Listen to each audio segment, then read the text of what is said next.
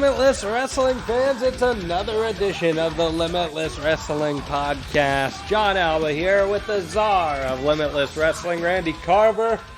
Oh, I am in a great mood, Randy. I'm sure you are, John. I actually am too, even though I'm talking to you. It's a beautiful day. We got a show coming up. We got two shows actually this coming weekend. It's a joyous time in the world of Limitless Wrestling. 2 shows coming up this weekend, 3 total shows announced in the next month. Limitless Wrestling is back in the swing of things. I guess so. Doing more than we did before. Very exciting stuff here coming to you wherever you may catch your podcasts on the Limitless Wrestling Podcast. In the aftermath of Fortune Favors the Bold, we also have some Ask Limitless stuff to get into on this edition.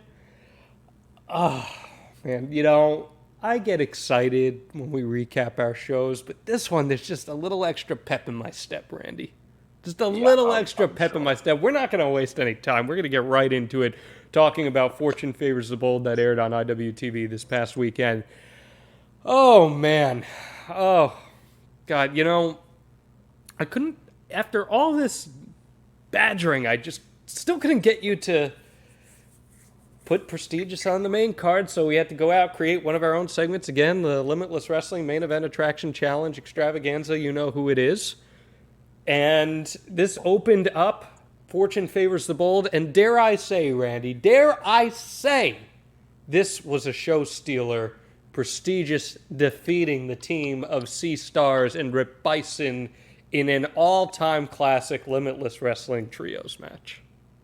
It was certainly unexpected because what a unit you guys had to face. Ashley Vox, Delmy XO, who already defeated the Prestige, and obviously that's where we saw Mac Daniels come into the fold, your plan come to fruition, and now with Rip Bison on their side. And man, John, you were walking a little close to the fire there.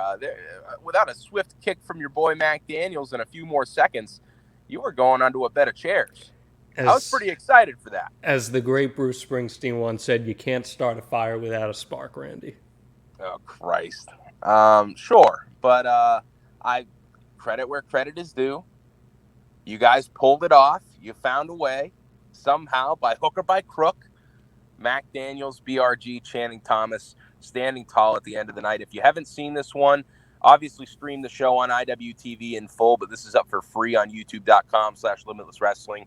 And is a hell of a match to watch. So much fun throughout, and just a absolutely insane ending that you may have already seen the clip to, where Ashley Vox... Oh, we're going to talk about it. Yeah, we're going to talk about it. Going to need some medical attention. But let's break this thing down a little more here, Randy.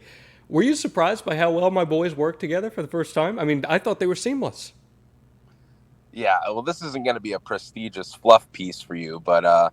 I did think that they worked very well as a unit, and it's surprising because we have seen a lot of trios matches with the history of Limitless Wrestling and some tandems and some teams that we've seen throughout it, and it's very tough sometimes when you see teams coming together for the first time, sometimes makeshift teams, but even in the world of MSP, who I think a lot of people consider one of the most talented trios that was going around the Northeast and really the independents for a time frame there. They had their troubles in trios action. They had their trials and tribulations as a team trying to get things together and get on the same page. So to see what these guys could do on day one, first time in a trios situation, and especially against 3 people, the caliber of Ashley Vox, Delmy XO, and Rip Bison, I can't say it's not impressive. Yeah, of course not, because the presentation was electric. They looked like superstars. They were prestigious. And I thought this match ruled. I was so blown away. Both teams had very good chemistry with one another. And, yeah, let's talk about that finish, man. The rocket launcher doomsday device. We're still coming up with a name for it. Do you have any suggestions for a name for it? No, I don't. I'm not going to name that maneuver for you. Maybe I should call it the "Oh my God," because that's what you said when you saw it. It was hard not to, because you were blown away. Did you see Alec Price running laps around the ring after he saw it? I did. Alec Price was getting loose during that match, but how could you not? I mean, there were A lot of great moments in that matchup. The triple cactus elbows off the ring, squishing your boys into the floor. I don't remember that one a lot. I don't remember that. You don't? Okay. Yeah, you were running away shortly after, so I'm sure you spaced out there a little bit. No recollection. But this was a hell of a match, and it just makes you think. I mean, what could be next for Prestigious? I mean, you got to go figure one of these three guys is already knocking on the door of the Limitless Wrestling Championship. What? Yeah, we're 2-0. In what world? Undefeated, bro. I will contest that. Okay, whatever you say. Yeah. This was a lot of fun. Go check this out. It is on IWTV, obviously, as part of the entire Fortune Favors the Bold show, but it is also on the Limitless Wrestling YouTube channel. Where can they find that, Randy? YouTube.com/Limitless Wrestling, of course. And throw a subscription down there as well. I believe we're at 883,000 as of today. Wow. Unreal. That is something.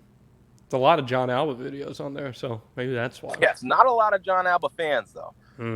There are, like, a lot of Mac Daniels fans, and you can like, play your gimmick of, like, brushing that off, but you know that there are because I've seen the comments on the videos when Mac Daniels is there, and it's usually it's a lot of guys talking about how hot Mac Daniels is, and you know that. Yeah, and they're all fake John Alba accounts. Okay. What are they? Burner John Alba's being like, "Oh, Mac, you're so dreamy." Where's the accent? Where's the accent come from there? Please tell me. I don't know. I just took a sip of iced coffee, and that's what came out. So. Of course. Because, let me guess, Duncan? Hell yeah. Cool. Okay. All right, let's talk about this main card, because apparently that's what this is. This is a match that everybody has been speaking up about. I've seen it all over social media, even Hurricane Helms. I'm sure you were a big Hurricane fan back in the day. Though, actually, no. You were a big Cruiserweight champion Gregory Helms fan, weren't you? I was. Of course you And were. I was a huge Hurricane fan, too, until we didn't get to do the match with Christian. Yeah, that's true. Oh, that's right. I forgot about that. That stinks. Wasn't his fault. It's just a joke. No, but that should have happened. Anyway, they're talking about Becca versus Davienne, a match that I got to call with Sam Laterna, who made her Limitless Wrestling debut. You like having Sam aboard? I do. I think she's a very valuable asset now to the team, and thought she did a great job here. Called some matches on this one. She's going to be back for the Pressure Point broadcast, and we obviously saw her backstage as well. And I think all around it was good reviews for Sam's debut. Well, lots of good reviews for this match. This was a rematch of the Vacation Land Cup 2020 opener. We ran it back as the opener on Fortune Favors the Bold, and Becca turning the tables, getting a win against her best friend, who she's had some quarrels with in recent months. This was a very emotional match, if you're watching this, and Becca pulls out the most perfect 450 splash you're ever going to see, which you can see on Limitless Wrestling social media right now. We've posted a few different angles of it. Really just one of those matches that takes you on a ride if you're watching it, and Becca just proving that she belongs on the main stage. Davienne now, Randy, something's going on here. Yeah, it's been a tough skid for Davienne. Obviously, she's been dominant throughout the seasons of the road, but on these IWTV specials, she just hasn't been able to get it together. The loss to Ava Everett at Double Vision, 2 straight tag match losses with Becca. Obviously, the Crunchy Squad not really working out as the team. And then I think Davey came into this with all the confidence in the world that she was going to defeat Becca once again, prove everybody right who backed her in the VLC match they had in 2020. And Becca just has grown so much as a competitor. Every single time you see her in a match, I feel like she's fixed something different in her game to make herself sharper, and is just always trying to get a step ahead. And finally, what a huge victory for Becca. What an incredible match. Like you said, an emotional roller coaster, and very tough not to get sucked in, because there's so many moments in that matchup where you're thinking it's going to be over, and somehow it just keeps going. An incredible 450 splash to put it away, but go out of your way. If you're only going to seek out a match or two from this show, this has to be on there, because Becca and Davienne tore it down. Yeah, and afterwards I approached Davey. What the hell is up with this? Well, thank you for helping me get her email, by the way. I'm not giving out Davey's email to anybody, especially you. I got the email address, and I wanted to throw her just some ideas I have. You know, I talked about wanting to make Davienne great again. Honestly, I want to make Davienne prestigious, you know? Ugh, I just want to make her prestigious again. no. And I think that there's a lot that we can do to help her get back on track. Because you may think I'm being facetious here. I'm really not. I'm a huge Davienne fan, and I want to see her back on track. You're a menace. What are you talking about? I'm a menace. You have bad intentions here. What kind of intentions could I away. possibly have here? It's just, it feels bad, John. It feels bad. I don't think Davienne needs your help. I think she needs to get a victory to get back on track, and I don't think it comes through you. And we're 2-0. You're not, though. But Dude, we look are. at the history here. Do you just disregard history? I have no idea what you're referring to. Do you have memory loss issues? Is there something that we need to address? No. It's a fresh slate. It's been a fresh slate since I came back to Limitless Wrestling, and I'm undefeated. Okay. There's like a little asterisk next to it. What do you mean? You were the one who banned me! Wrestling. Also, your boy is lost. Are you just talking about when you're in the building? Is that when it counts? We're as a collective unit. Okay. I just want to help Davey out. Okay? I gotcha. Just throwing it out there, and we'll see. Have you heard anything back yet? Has she mentioned anything to you? No, I can't say that she's blowing up anything talking about John Alba. So I have not heard back, and I think social media has been a little silent on her end about anything to do with you. Okay, maybe she just hasn't gotten the email.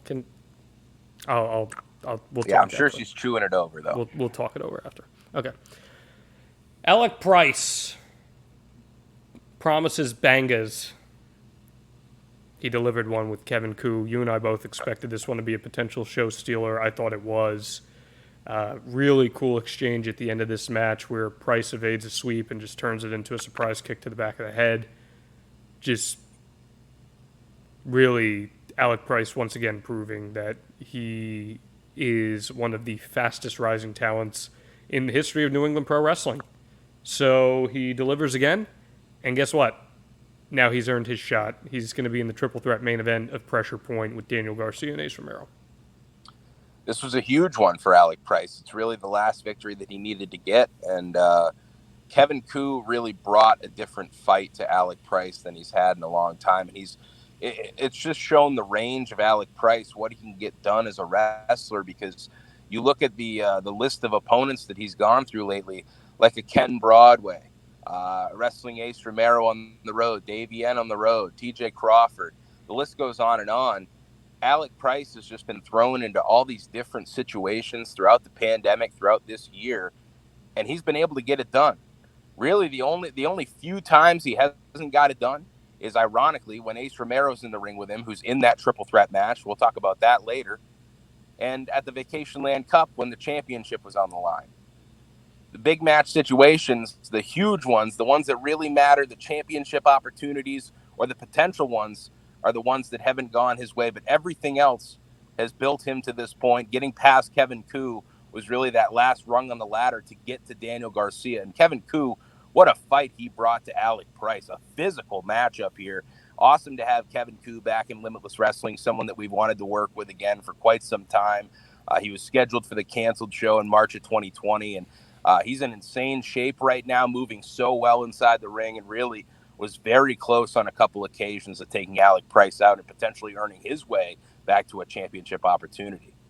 Certainly so. You think we'll be seeing Kevin Koo again soon? I do. I'd like to work with him very soon, actually. But right now, I think in a singles capacity, actually last night after the AIW show on IWTV, Dom Guarini announced that he's going to be taking a month or so off to kind of rehab some lingering injuries. So I think we'll be seeing a lot of singles Kevin Koo to come, and I hope it's in Limitless Wrestling. Certainly wouldn't be a bad thing. The competition defeated the main event. This was full of acrobatics and extravaganza in itself. The competition rolling again, though, man. Champ Matthews is one hell of an athlete, isn't he? That he is. And they make an incredible team. Connor Murphy, super physical, super focused, and determined. And Champ Matthews, he likes to have a little fun. He likes to pose for the ladies. But when push comes to shove, when these two get on the same page, there's not a lot of teams that can hang with them. The main event, just, again, incredible tag team combinations. I haven't seen the likes of it in quite some time. These two know each other like the back of their hands, but just couldn't get the job done against the competition. But I think we'll be seeing more of both teams moving forward as this tag team division continues to build. Jody Threat made her return to Limitless Wrestling and defeated Ava Everett. Ava Everett lost focus because of your boy, Love Doug, and I don't think she's too happy about it. No, I think your favorite icon has a few things to say to Love Doug, and the few things might be a couple fists to the side of the head, because she is not pleased with Love Doug, of course, trying to show his support for Ava Everett. I thought it was very nice. Made some signs. That wasn't getting over very well with Ava Everett. She ripped him up. He had another sign. But honestly, she couldn't keep her eyes off him throughout the match. She didn't want him to be out there. Took her eyes off the ball. Jody Threat making her limitless return, able to capitalize. And I think it really shows that loss to Love Doug in the Better Love match, I believe a month and a half ago on the road, where Love Doug got his first victory in the series, that's really under her skin right now, John. Do you think she has a Helga Pataki syndrome, where she low-key has a shrine to Love Doug? Now that would be intriguing. Maybe I think we need to get her on Get Your Heart On again with Love Doug and really kind of settle the score, put all the issues on the table, because we could have a situation like that, a little kindergarten crush action. But I don't know. She chased him not only out of the venue, but down the street. So there's some weird stuff going on with the two of them. If it is a kindergarten crush situation, I think it's more of a I want to crush Love Doug situation. And I feel like we're going to see them inside a ring together soon. Interesting. Robert Martyr defeated Ricky Archer. I just did a feature on Robert Martyr for Spectrum Sports here in Orlando, and I'm blown away by how mature and smart this guy is. And he put it on display in this match against Ricky Archer, who is starting to dabble into new territory on his own. Ricky Smokes, Smoke Show. What did you think of this match? Because combined age between these two guys was 41 years old, which is pretty insane. That's ridiculous. Like you said, it's very cool to see how far Robert Martyr is with his knowledge and his wrestling career as well at the young age of 20. He's been doing this since 14 in some way, shape, or form. And Ricky Archer, as you said, only 21. This was an incredible match of two impressive athletes who both have different styles, kind of a styles clash where Martyr fancies himself as the mat bully, loves to keep it on the ground, a technical wizard to an extent, where Ricky Archer, he's going to show off his athleticism. He's going to do a little flying, a little springboarding, and try to maneuver his way around you. But Robert Martyr getting his first victory in Limitless Wrestling. The slide of Ricky Archer continues. And this was a must-win match for both guys. Robert Martyr getting another victory on the board, keeping himself relevant in Limitless Wrestling, and we'll see if the climb can come here, because he's stepping up to some big-time competition backstage. And I hope he realizes what he's getting into. One win can kind of, get your confidence back to a level where you feel comfortable in the locker room again. You feel comfortable sticking your neck out there for big things. But, man, going at J.D. Drake after the war that he had with Big Beef. Yeah. That's interesting. That was interesting. I hope he knows what he's doing, because that was calling your shot. That's for sure. Certainly was. I'm going to ask you this, because I asked Robert Martyr this and doing research for my piece on him. Who do you think his two biggest influences are in wrestling? I know one is Harley Race. Harley Race is one of them, but he gave me two specifically. He did mention Harley Race in his group of 5. Harley Race, and I feel like Drew Gulak has to be. Drew in there Gulak as well. is one of his top 5 as well, but he said there were two in particular. Ready for this? One of them is Roderick Strong. Okay. And the other is Fit Finlay. No shit. So, that's awesome. Was the last one Homicide by chance? No, it was. Let's see. He gave me Drew Gulak, Harley Race, Fit Finlay, Roderick Strong, and Jonathan Gresham. Okay, you can see like influences of these guys in his style too, because like Homicide, for instance, you see that kind of homicide lariat he pulls out time to time. Roderick Strong, you see a sick kick. It's really cool to kind of see that through his style. I saw a lot of Dean Malenko in his style. That's fair for sure. So, just my takeaway. All right, your meaty men slap and meat match of the night, JD Drake and Beef the Freak. This new reborn Big Beef is now Beef the Freak, and he took it to JD Drake, targeted his knee. We know JD Drake is banged up. He talked about it with Robert Martyr. But Drake, after losing to Daniel Garcia, no frills. He is just straight to the point business here, and he gets a much-needed win against Beef the Freak. After the match, Beef and your boy Rip Bison, who Beef had instigated a bit before, get in this all-out brawl and destroy the backstage area of the Yarmouth Ambets. Just a whole bunch of chaos between this match and the post-match segment. Yeah, there was a lot to cover here, a lot going on. I think we really saw two different sides of both these guys, JD Drake and Beef the Freak. Beef the Freak coming into this match a changed man, and he's been, putting it out to the world through the road, through the IWTV specials. He wants to be known as one of the best heavyweights in North America, hell, the whole world. And he had his opportunity here. JD Drake coming into this match as focused as you could be. No BS, no screwing around. Took it right to Beef from the get-go. And this was fun. They battled all throughout the Ambets, outside even. They went through the doors. Hard to contain for referee Eric Greenleaf, but it's JD Drake at the end getting a victory. And like you said, an all-out brawl in the back, nearly taking out Sam Laterna. She had a rough first night. Beef and Rip Bison battling throughout the backstage. They had to be torn apart. Then we see Robert Martyr getting in the face of JD Drake. A lot to take in here, but I think we've got some matches to make from it. Yes, and I'm looking forward to seeing what comes out of those.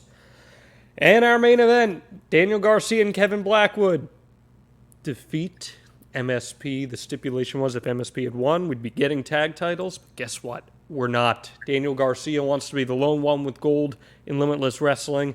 He cements that. Furthermore, a shocking finish to this show. I think, gauging social media, just about everybody expected MSP to win this and earn those tag titles for Limitless. They know how bad they've wanted them.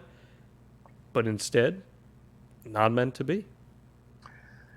Yeah, what an intense and emotional situation it was, kind of sitting back and watching this one, because everything that MSP has been working for, fighting for, on the line here. They had the tag team division on their backs, and it's got to be the most frustrating loss that they've ever had in a Limitless ring. I truly believe that, because to have you're one win away from everything that you've wanted, especially since December of last year, putting out the mission statement that's something that they want to fight for. They want to have their piece of the pie too in the tag team division. And we've really, used the past 6-8 months building a new tag team division here in Limitless Wrestling. And now it just didn't come to fruition for them. And it's still never say never with something like that. But obviously the win here puts those plans in motion immediately, and it just doesn't happen. And I think it shows how much work Daniel Garcia and Kevin Blackwood have put in together, the bond that they share from Grapplers Anonymous Training School in Buffalo, New York.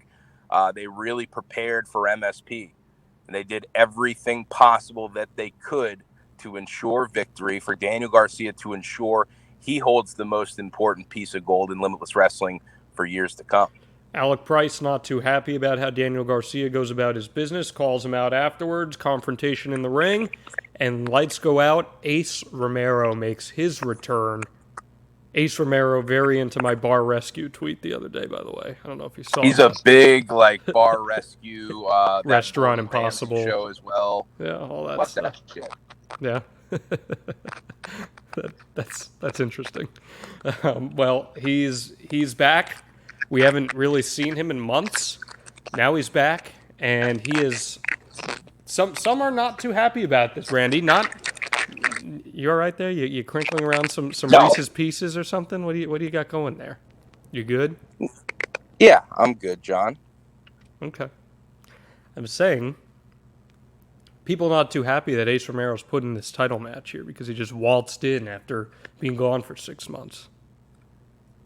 Well, I can understand that, but I do think that, especially with the run that he's put in on the road, I don't know how you can consider Ace Romero not a contender for the Limitless Wrestling World Championship. And it's an interesting situation because Ace is, one of the guys who built Limitless Wrestling from day one of the most important pieces of the roster I think we have, and has put in a lot of time on the road, a lot of success on the road. We'll actually see him on the road season 3 finale later this week. But I think you have to look at the resume that he's put together in Limitless Wrestling. I'm not sure how he can be denied, just like I don't think Alec can be denied anymore. I know Alec can't be denied. So I think you've got two guys with a legitimate gripe to get a Limitless Wrestling World Championship match stepping up at the same exact time. What do you do there? Well, it's going to be our big triple threat main event of our final closed taping special, Pressure Point, Friday, July 16th at 8 p.m. on IWTV. Pretty crazy that we're wrapping things up here with these closed shows, but it's got to feel good, I imagine, on your end especially. And oh my God. It's so cool to feel like we're going to see people again. It still doesn't even feel real, but it's such a credit to everyone who we've worked with on the road in these IWTV specials, the wrestlers, the crew, to keep things together and to keep a consistent product out there that's still visually fun and entertaining and still amazing with match quality. And I think everyone has just pulled their weight and done an incredible job, every single piece of the puzzle, and it's gotten us to this point. So it's awesome we were able to get through it and continue moving forward, have the wheels continue to turn. But now it's back to what we do best, and that's live events. That is true, and like you said, we're going to see Ace Romero one more time on the road, and he's facing your boy, Mac Daniels, in the main event of the Road Season 3 finale this Wednesday, 7 p.m. on IWTV. I can't believe it. That's crazy. Did you like the breakdown that Mac Daniels did on the road this past week? We saw Mac Daniels twice on the road this past week. Yeah, unfortunately. What do you mean? Oh, I mean, he's ripping apart Kaizen Pro Wrestling, who we had the awesome opportunity to work with this past week on the road, and then he's just drooling over that slingshot doomsday device, and I don't know. What do we need that for? There are a few people who are, checking out your boy. You're right. He's got a few fans in the Twitter feed. Val Pancakes has come around to your boy. Ava Everett. Of the road. Ava Everett. Yeah, she fancies your boy as well. She fancies your boy. Ava Everett's a big Mac Daniels fan. There's room for more and prestigious, Ava. Just chill it out. Chill out. All right, we asked you to ask Limitless. We're going to do that momentarily, real quick, Randy. Any update on the June 26th show that's coming up this weekend? And then we also have the Limitless Wrestling Student Showcase this Friday. Yeah, so I'll start with the Student Showcase. This coming Friday, we're back at Ronco's in Brewer. Still some tickets remaining. LimitlessWrestling.com/showcase. Your boy going to be in action. The main attraction, Mac Daniels, going one-on-one with Alex Chamberlain making his return to Maine. Someone you know quite well, John, from the Alba Star Search days. The first ever. And he let me down. So I cannot wait. I cannot wait to see Mac Daniels bring this story full circle and give us a prestigious ending. We'll see.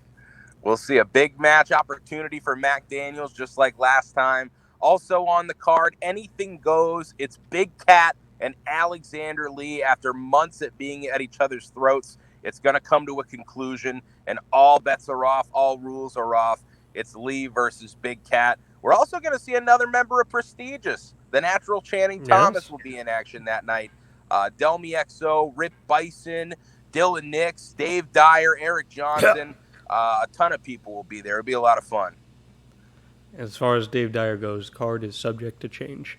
And then on June... And then, of course, let me touch on this Saturday as well. Patience is a Virtue coming up at the Yarmouth AmVets. At the time of recording, we've got a whopping 6 tickets remaining. And those come from someone who actually couldn't make it to the event and couldn't redeem their tickets anymore. So those went back on sale. 6 tickets remaining as of right now. This will sell out, and I can't wait. Every match is a mystery. It's going to be a nice reintroduction to the Limitless Wrestling roster, and awesome to party with our fans of Limitless Wrestling once again. Yes, it will. Yes, it will. I'm going to be honest with you, Randy. I have no interest in showing up at that show next Saturday. What the hell? Why? Because it's nothing against you. I don't know if I'm ready to be around those mutants yet. I really need to think about this. You're a piece of crap. You're fucking... I just need to think about this, okay? Yeah, think about it. Let's see. Okay. Trust me. It's perfectly fine if you don't show up. I won't be heartbroken. Okay, I'm glad to hear that. So, maybe rain check? Yeah, rain check. That sounds good. Rain check the rest of them. Okay, sure. Well, we asked you to ask Limitless, and because, again, there are all these mutants who go to these shows. Chad asked, do the new guidelines allow for pizza to be sold at the show, or should I eat before I get there? If the latter, where should I go? Of course, they're just thinking about food. Concerned about the pizza. They're just thinking about food and greasy stuff. Ugh. Go ahead. What do you got for Chad? There will be pizza. There will be lots of pizza from Pat's Pizza, making their Limitless Wrestling return. That's one announcement you get. Pat's Pizza's coming back. And that's my suggestion. I mean, if you want to eat pizza before you get here, go to Pat's. They're very close to the Yarmouth AmVets. It's kick-ass pizza, but we'll be having pizza all night. Of course, the bar will be open as well, so drinks and food will be flowing. Great. And no John Alba. That's the cherry on top. Okay, great. Glad to hear it. Glad to hear it. Michael asks, is Limitless going to have a live IWTV event again? So this show, as we talked about last week, will not be broadcast live on IWTV. It will hit IWTV, but it will not be live on IWTV. Of course, yeah. This will have a premiere date kind of similar to what we've been doing with the IWTV specials, but you have to be there for it. It's not going to stream. We've been talking to IWTV frequently throughout this pandemic era of wrestling because, I mean, they were cool enough with the start to give us the time slot for the road Wednesdays at 7. That's been an awesome experience, and as well as these IWTV specials. So it's all about scheduling, of course, as is anything in independent wrestling. But the plan is, yes, there will be some more live streamed events on IWTV coming soon. Your boy Murdoch asks, where's Let's Wrestle? That's a good question. Really, for the future of Let's Wrestle, we wanted to wait on events to come back to the American Legion in Orono. We want to bring Let's Wrestle home to where it originated. So that's kind of the plan with Let's Wrestle right now. As of right now, though, of course, in the Central Maine area, we do have the Limitless Dojo Student Showcase events. Those are very akin, I would say, to a Let's Wrestle event held in Brewer at Ronco's. But I think the future of Let's Wrestle is coming soon. I don't have anything set in stone. I don't have any dates to announce, but it is on the horizon. Okay. Mikey asks a weird one. Who would win a fight between Frenchie the Ref and Chris Berry? That's not a weird question at all. It's one of my favorites. I thought about this heavily. I think that Frenchie packs a punch, and we don't really know it. Do you know Frenchie? Have you met him at all? No. Frenchie runs a traveling French fry stand that goes from like fair to festival, and he's also a pro wrestling referee.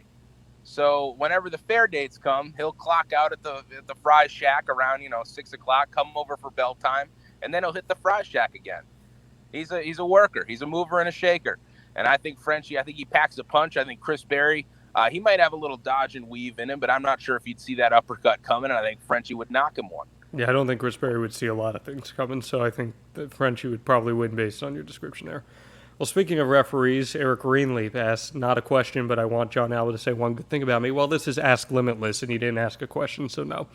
Jessica asked... come on! You can't just glide over that like that. This is Ask Limitless. In Ask Limitless, we ask questions. He self-admitted it's not a question. Therefore... Can we just talk about this real quick? Can we talk about what happened to him at the taping? Are we allowed to talk about that? Bro, of course. Okay. All right. Fuck. I don't even know where I was. You were on No, it's you commentary. and I were calling a match together. Oh, yes. And you motioned to me, and there's Eric Greenleaf like he has died on I the look at him stairs. well, of course, because this is Limitless Wrestling and we have a goon squad staff. I see Eric Greenleaf on the ground and no one's doing anything. So me, out of me of all people, showed concern and empathy to Eric Greenleaf, motioned to you and say, "Oh God, you got to go get him." Yep. He was okay. All in all, he had a bad reaction to his COVID vaccination shot, but the next day, Greenleaf was up and ready to go. It was a wild day for Eric Greenleaf. We went to a breakfast diner, Miss Portland, and they had lunch food, right? Greenleaf gets there, and we're all talking about what we're gonna get, and he's putting it over that he hates breakfast. He hates breakfast food, not a fan of it, and they have a bunch of lunch options, and what does the motherfucker do? He orders breakfast food. They have a full lunch menu. And I'm like, bro, you're just torturing yourself. And then, of course, he fucking passes out on the stairs. So it was a rough day for Eric Greenleaf, but he persevered. I believe the words from you to me were, "Take over." So I took over the control of the taping, which was just... I did, because I had to take him outside. Which was just the greatest night of my life, let me tell you. Greatest night in the history of sport. You'll be amazed by how good the next taping is. It's crazy. Anyway, Jessica asks, with so much talent getting signed during the pandemic, what fresh faces do you hope to bring into Limitless? Always a good question. We're very fortunate with these IWTV specials in the road, honestly, to work with a few people who are on my short list to bring in, like Ali Moriarty, Robert Martyr, Big Beef, just to name a few. But Judas Icarus from really the other side of the country, but up in Canada right now. Judas Icarus is someone I'd love to bring in and work with at some point. Nick Gage, who we actually did, I think we revealed it last year, but we did have something set in stone for him at WrestleProm, and I think that was going to be so much fun. So that's another one that I really want to set up at some point. There's a carload too that I won't reveal, actually, because I think it's going to come to fruition. But Robert Martyr has put together quite a carload that I really want to bring up here from his neck of the woods. So stay tuned on that. But I got a few ideas up my sleeve. I always love working with new talent. I've had the eye out recently watching a lot of different shows that are streaming on IWTV just to kind of look around the territory now that a bunch of places are running again, which is awesome to see. Connor asks, are there any plans to have fan-attended tapings of The Road once live events resume? So I think at the moment, I didn't really know when we were going to talk about this, but I think The Road's going to go on a bit of a hiatus right now because after the finale, of course, because I really want to put all of our efforts into bringing live events back, and not even just back to the same venues, but some new spots around Maine, some new spots in general, getting Let's Wrestle back into the swing of things, continuing with the student showcase events, and obviously the major Limitless events every month.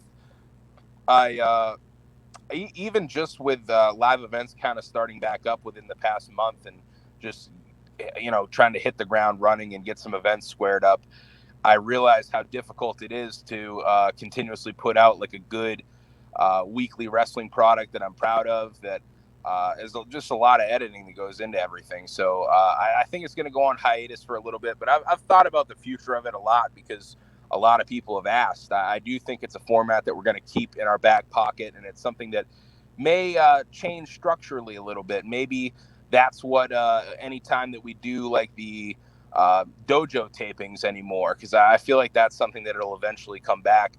I feel like that's what The Road may morph into, and maybe some batches of episodes instead of full, 15 to 17 episode seasons. But it's not something we're throwing away, but I do think it's something that's going to be on the back burner for a little bit while we kind of get back in the feel of live events and see what that's all about. Good to hear that. The Weekly Wrap asks, will Limitless Wrestling be back at the Portland Expo this September? Well, with all that talk about hitting the ground running, I don't want to run before we walk. You know what I mean? I still do kind of feel from people that they're weary, some people, on coming back to pack live events, or maybe they're waiting it out a little longer. But restrictions have completely kind of opened up. A lot of the state is vaccinated at this point, and I think if you, I think at this point, if you wanted to get vaccinated, you probably have been. And we're going to, plan out a pretty beefy summer schedule into fall. But I don't want to get too ambitious and, trip up and have to take a step back. I really want to build back to a good position of where we were. And I think the reception of this first event back is very encouraging for what our future could be.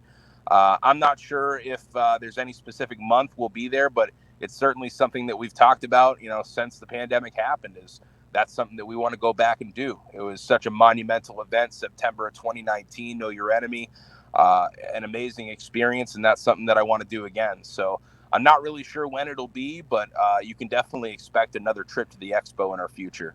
Alex Quirk asked, with the first event back on a Saturday, will this be a trend going forward?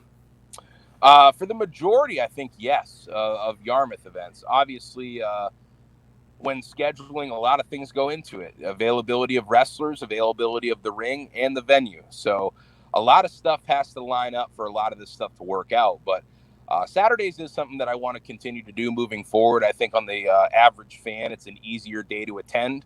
And for the average wrestler, it's an easier day to travel. So it is something that I do want to keep a reoccurring theme, especially in Yarmouth. So I think at least for our first few events back, you can expect it to be a Saturday. Good to hear that. I like Saturday shows for sure. Let's see, what else do we got here? We got Don asking, you have so many great tag teams. When will there be a tag team championship? Well, that is all very much up in the air right now, I feel like, Don. It is. I mean, the easy answer is ask MSP, but that's not a good answer. Yeah, that's true. It's, as I think we said last week, it's something that I talked about with MSP and a few others within the company about in December of 2020 to try to hash out kind of what our plan is moving forward, because it was something that we were looking to put in motion before the pandemic, maybe for the end of that year. But obviously a lot of stuff had to be put on hold when everything went down. So that was one of them. That was a casualty of the situation. And they had their opportunity to really make that come to fruition quicker. It didn't happen. I never say never, like we said earlier, but as of right now, it's not something that's going to happen in the immediate future. Calder asks, coming from me, this is quite strange, but where is JT Dunn? It is quite strange coming from the back row mafia, but honestly, at the time that Limitless Wrestling kind of got our footing again and started diving into tapings once again, JT wasn't doing a lot of wrestling at that point. He took some time off last summer, ended up coming back to the New England Pro Wrestling Academy. I think he's really created a new version of himself there, and is doing a lot of great stuff through Chaotic Wrestling right now. I saw him pop up at New England All-Star Wrestling as well. So he's back out there in full force, and I definitely think that you haven't seen the end of him in Limitless Wrestling, but it gets tough to a point when so much great talent comes through the road, is ready to go for these Limitless events, and they end up getting booked up very quickly. So there's a plethora of wrestlers that we really want to use right now. Obviously, JT's on that list, so I think you might be seeing him come back to Limitless Wrestling at some point soon, but nothing's set in stone. We got a few more minutes here. Johnny Torres asking, why isn't there any taxidermy in the locker rooms anymore? That's a great question. One of the first shows that I think we did together in Maine was at the Moosehead Trail Motor Lodge in Dexter, and that was like a motel bar, but it was really a bar with a motel. IWE used to run there, right? Hell yeah. Oh, that place was something. It was. It was the first time we walked in there, though. They pointed us in the direction of the locker room, and I opened the back door, and there you can't even fucking move. There's so much taxidermy in that little room to walk to the little locker room. It was crazy. I've never seen that much in like one room in my life, but what a place that was. That is one of the craziest venues I've ever been to for a show, and I don't know if I mean that in a good way or not. I'm not sure. It's definitely a main bar motel. Yes, that is for sure. We got a couple more here. Dan asks, obviously the goal for most wrestlers is to get on TV from a booking standpoint. Is it difficult when someone gets signed, especially when they are the champion? Yeah. Yeah. The cool thing about the team that we've had for quite some time is the communication is always very open with each other. And if you have a chance to kind of figure something out and continue to get people there right until they have to leave to go somewhere, it makes things a lot better for the overall product and presentation and the fans who get to win at the end of the day and see their person, ride off into the sunset, so to speak. But obviously, with so many talented independent wrestlers, that's the risk you're going to run for shows like this. And it kills me that we've lost so many talented people that didn't get a proper send-off in front of fans. I agree. That's the one thing that really hurts about the moments that we've been able to share in this pandemic era is that like a Christian Casanova and Anthony Green, those send-offs don't get to happen in front of people. But it's cool that we have, the video library that's available on YouTube and IWTV. It's stuff that we can go back and watch and still experience in a way, shape, or form. But it's certainly been different. It's been an adjustment, especially in the pandemic era. We got our last question from Ryan. With the pandemic era of Limitless coming to a close, who are your MVPs of the past year in and out of the ring, and why is John Alba one of them? Oh, wait, no, that was It's a great question. You're honest. You are one of them, John. Honestly. Oh, thanks, Randy. That's so sweet of you. Do you want to join? Do you want to join Prestigious? Huh? Do you want to join Prestigious? No. Okay. What the? No. You are on that list. I would say. I mean, it's got to be everybody who's come through this year in some way, the entire roster of the road and the Pandemic at the Dojo series who kept Limitless Wrestling relevant, who kept us moving. Our production crew, Harry, Paul, Tony, John, Ethan Scrutchfield, who stepped up and was the ring announcer throughout the entire pandemic for the road, for the IWTV specials. Johnny Torres, who really came into came into his own on the commentary team this year. He really stepped up, even on the Limitless Dojo shows as well. Has really stepped up and been able to been put in a position, and I don't have to worry about it one bit. The Limitless Dojo students, who have been the energy around ringside for a lot of these tapings. They've been the ring crew throughout the pandemic. They've been doing a lot of odd jobs. And then, the wrestlers who all stood out in this pandemic era, I think Daniel Garcia has had some of the best matches he's ever had on these Limitless Wrestling shows. I think all the people that we've seen kind of rise into the Limitless Wrestling roster and secure their spots, like a Davienne, Becca, the competition, Waves and Alec Pearl, Price. Love Dog. I don't know. The list goes on. I'm going to forget so many Alec people. Price. Alec Price, Anthony Green, Ace Romero, for everything they've done for the road. It's been an incredible team effort from everybody who's really pushed this thing forward. And now, the end is kind of finally here because we're coming back to live events. We've got the last closed taping special airing on the 16th of July.